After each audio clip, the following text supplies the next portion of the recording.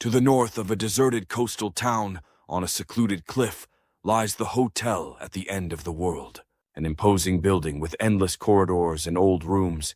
It was built over a century ago to host wealthy travelers seeking seaside rest. Over the years, it fell into disuse and was abandoned, except for a mysterious figure who became its caretaker. Anna, a writer seeking inspiration, decided to stay there to finish her book.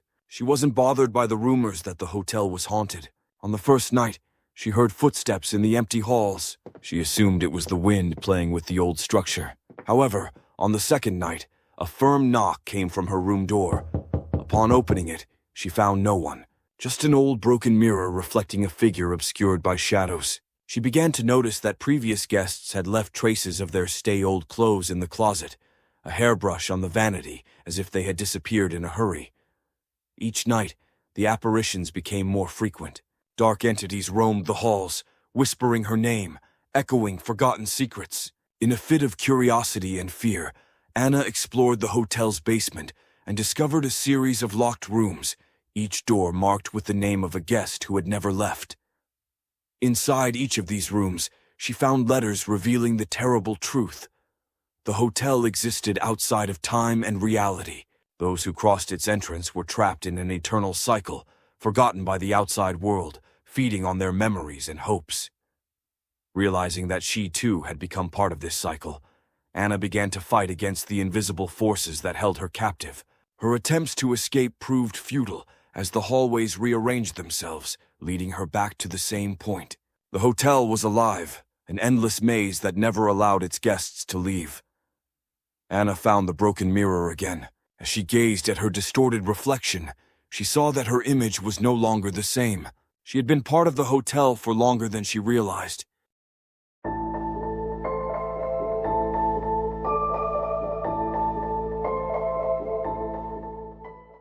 The Lancaster Hotel was one of the most luxurious buildings in the city during the 1920s, famous for its extravagant parties and for hosting illustrious figures of the time. However, over time it fell into ruin, closed to the public due to a tragedy that was never fully explained. It was said that room 302 held the secret of a brutal massacre, but few dared to speak of what really happened there. Derek and his friends, fascinated by paranormal stories, decided to explore the abandoned hotel. With flashlights and cameras, they walked through the dusty corridors, filming the environment for a mystery channel on the internet. At first, nothing but old relics and decaying furniture caught their attention, but when they passed room 302, a chilling sensation washed over them. The door, which should have been locked, opened by itself. Inside, the walls were intact, as if frozen in time. There were old furnishings, a neatly made bed, and on the dresser a diary. As they read it, they discovered that the room had been the site of a dark pact. A couple, desperate to maintain their fortune, had made a deal with a supernatural entity. In exchange for eternal wealth, they offered the soul of their only child. The ritual went horribly wrong. On the night of the sacrifice, the entity claimed not only the child, but everyone in the hotel. Their spirits were trapped in the room, reliving the fateful night endlessly. Realizing they were locked in room 302, Derek and his friends desperately tried to escape.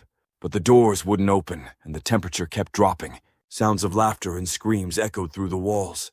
Images of a bloody banquet began to materialize around them. The couple who made the pact appeared repeatedly, making the same mistakes, while the entity fed on the souls of the curious who dared to enter the room.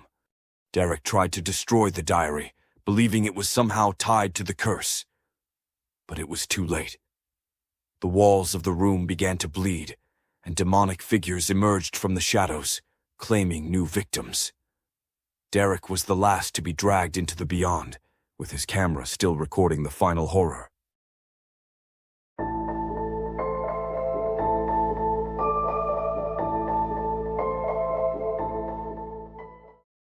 The Grand Alvorada had always been a sophisticated hotel, located on a remote mountain. However, a fierce snowstorm in the winter of 1982 completely isolated the place from the rest of the world, and the hotel was never the same again. The Grand Alvorada has been abandoned ever since, but those who dare visit it say the winter of 1982 never ended. Julia, a young archaeologist, was searching for traces of the past when she stumbled upon the Grand Alvorada during an expedition in the mountains. The unexpected snowstorm forced her to take shelter in the hotel. Inside, it seemed as if nothing had changed. The lobby was decorated as if time had stood still, and the clocks, strangely, always read 11:59 p.m. On the first night, Julia began to hear voices coming from the upper floors. It was as if the hotel was still in full operation, with guests chatting and soft music playing in the distance. Curious, she went up to the ballroom, where she saw shadows dancing as if a party was in progress. But as she approached, she realized they weren't human. The shadows had no faces. The hallways seemed to stretch endlessly, impossible to map, and Julia began to notice she always returned to the same point, as if trapped in an eternal cycle. Each attempt to escape brought something new. Spirits of guests who had frozen to death in the storm appeared, whispering stories about how the hotel had become a trap in time. Julia discovered that the Grand Alvorada was condemned to repeat the last night of 1982 endlessly. The guests, in desperation, had made a pact to survive the winter, offering the hotel to the entity that inhabited the mountain. Now, they were all trapped, living an eternal night, never seeing the dawn. When she tried to flee, the doors vanished, and snow began to invade the lobby. The shadows approached, seeking company for their endless night. Julia realized she would never escape. The hotel had become her frozen tomb, where time didn't exist, and midnight would last forever.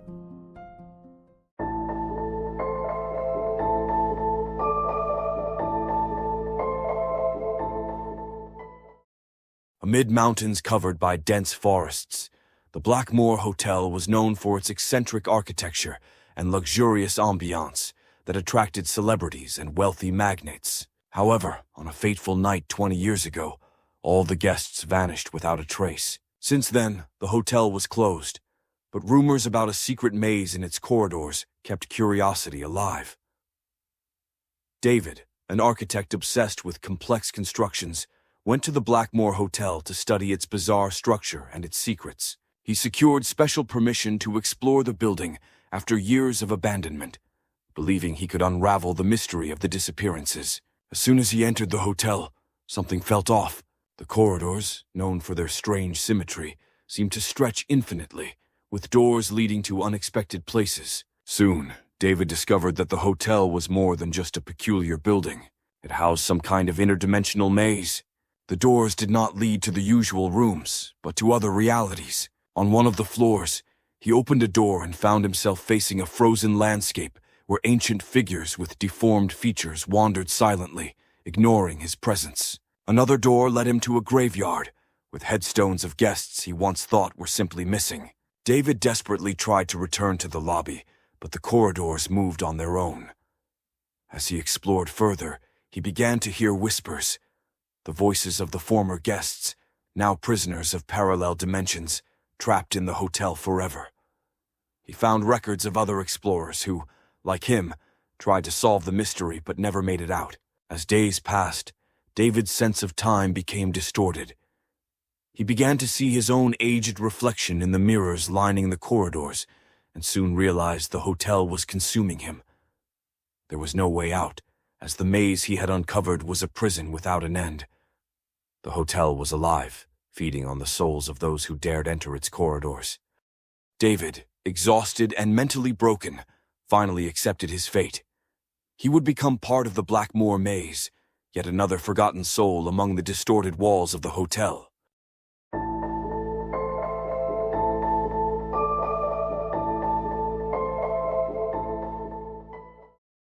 The Imperial Hotel, located in the heart of an ancient city, was notorious for its tragic history.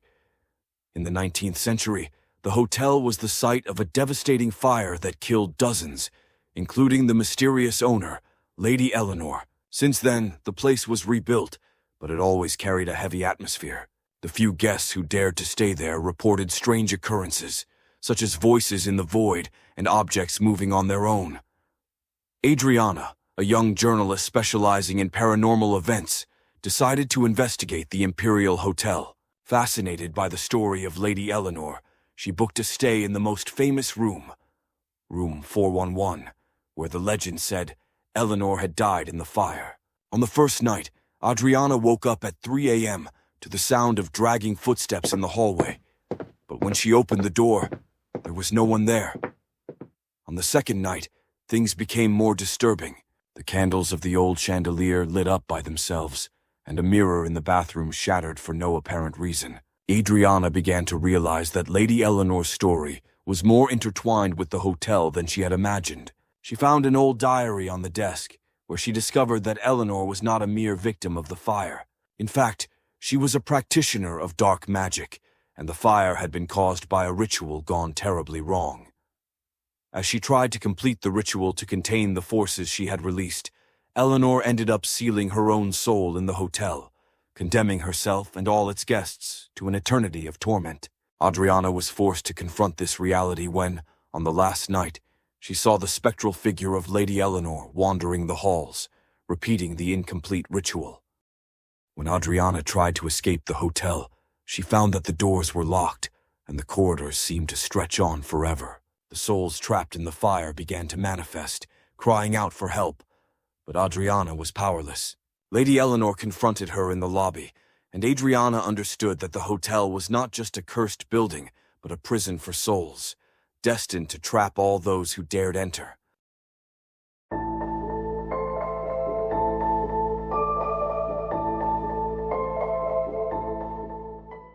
The Saint-Georges Hotel, situated in a coastal town, was famous for hosting only one guest at a time.